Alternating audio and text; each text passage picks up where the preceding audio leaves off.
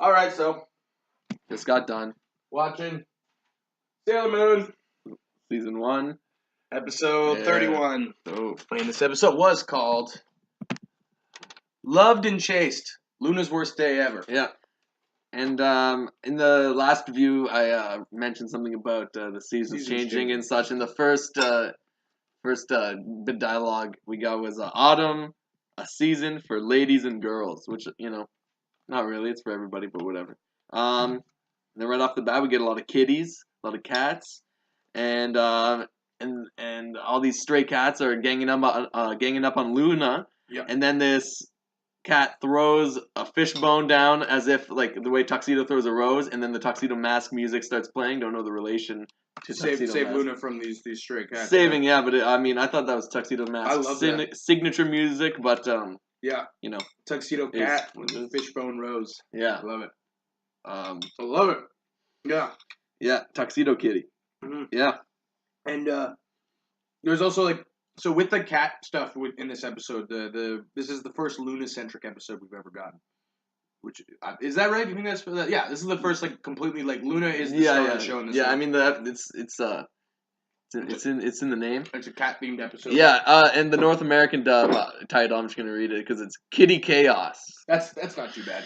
That's on the better side of those lousy North American titles. Yeah, sure. But there's a lot of slow physical comedy with the cats. There was this little cat that kept biting on Luna's tail, during the sort of the opening sequence there, and then Luna just kind of sits there and watches the cat bite at their tail. Yeah. For maybe 35, 40 seconds. It was very very bizarre. And it was very slow physical comedy. Yeah. It's very interesting.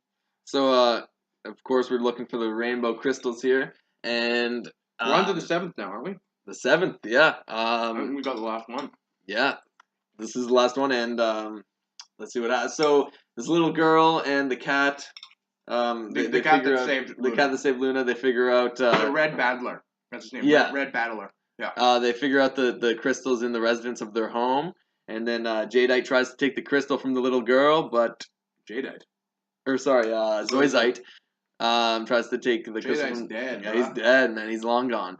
Tries to take the crystal from the little girl and figures out that it's actually in the kitty, Red Battler. Yeah.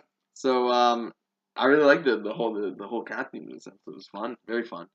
So yeah, the first sailor conflict is this whole episode Mars is off on a date with Mamoru, but Mamoru hasn't shown up because it's a Sunday. Because it's a Sunday, yeah. And that's when you go on dates in Japan, at least.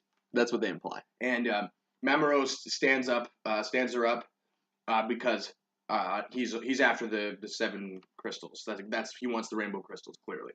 He's focused. Tuxedo Mask needs to get his crystals, and she's trying to get him to come eat tiramisu with him, which apparently is a strange and unique cake to her, which I thought was kind of cool. Tiramisu is delicious. Yeah, it's great. Yeah, I mean, I love coffee. Yeah. I love espresso. Nothing better than that made with cake. Is that what tiramisu is? That's what tiramisu is. Coffee, or it's espresso cake. Cool. Kinda, yeah. Anyways, but then when she's sort of getting impatient, calling him from a payphone, she runs into what was his name, Yoshiro, from the last episode, which we didn't really in the review. Admittedly, we didn't focus on this character much. I think he might build up to be something more interesting. Certainly, but he's this sort of naive, dorky guy that works for her grandpa's shrine. Yeah. And she runs into him while she's being stood up, and he's like, "Hey, a pretty girl like you, I'm sure you have a date on Sunday, but if you're not doing anything," and she's like, "Well, I'm supposed to something rather," and then he leaves too quickly because he gets kind of, trigger happy, a little too shy about it, and he leaves, and she's kind of like, "Well, I mean, he's here. I could have hung out with him." Yeah. And kind of seems like a cool dude, long hair. He seems nice, long hair, yeah, and yeah. He's dedicated to Ray. You could tell he would be a really good partner. Yeah, I definitely think we'll see more of him. And then you're talking about kind of some physical comedy.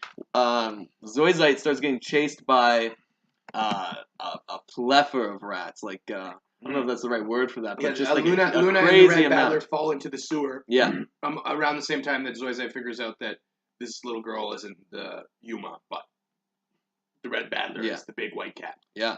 And then starts getting chased down in the sewer by hundreds of rats. Obviously, very comically is what I wrote. Yeah, it's very. He's physical really comedy. not down. Zoisite is not down with like foul smells. He's not down with the sewer. He's not down. He's very pampered and stuff. Yeah, exactly. Yeah, and I noticed like Jedi would not care. Jedi would be trying to get his job done.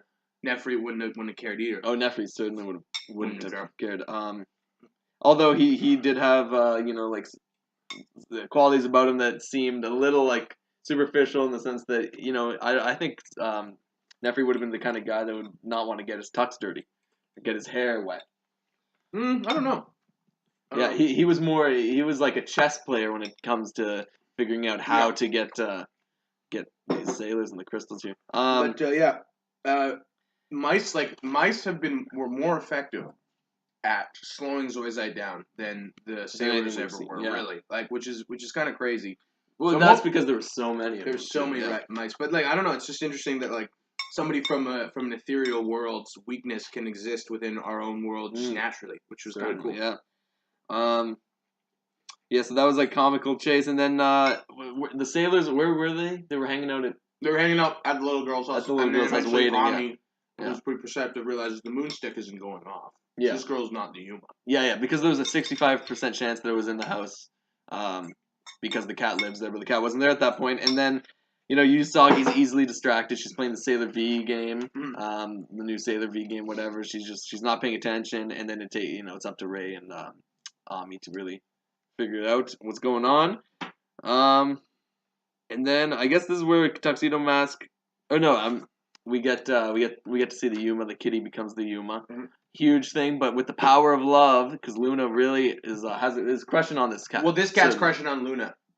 Red Battler's crush. Okay, yeah. Luna develops the crush at the end of the episode. Develops it at the end. Luna's a bit hesitant. But when the Yuma has her in the hand, is when Luna's like, no, and the fire of love gonna save that Sailor Mars keeps talking about. Yeah, it's the fire of love. Yeah, the fire of love, and then. Yeah, so you saw, they do end up saving the cat, obviously, but before that, Tuxedo Mask comes and takes the crystal. So Zoisite has the crystal, and then Tuxedo Mask just takes it, basically. He's he throws something at Zoisite's hand, and he drops the crystal. And it was smooth. It was like the way he does it. Bang. He picks it up, and he's like, the crystal will be mine now, and just walks away. Yeah. And, Zoisite cool. is, taken back. And then, Yeah, Luna has a crush, and then we'll definitely be seeing this cat. I hope so. I find that just kind of hilarious that we've given a romance to even Luna. Yeah, it's super funny. It's super interesting. Meow meow meow. I noticed Sailor Mars is also. This is just a character note that I've realized is that Sailor Mars is far more independent than the rest of the sailors. Yeah, she's the other ones sort of require. Is she though?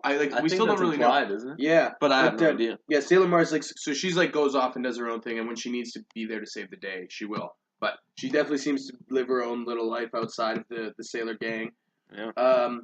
And she's got a fickle heart. She's looking for love, but she's she can have her mind changed quite easily.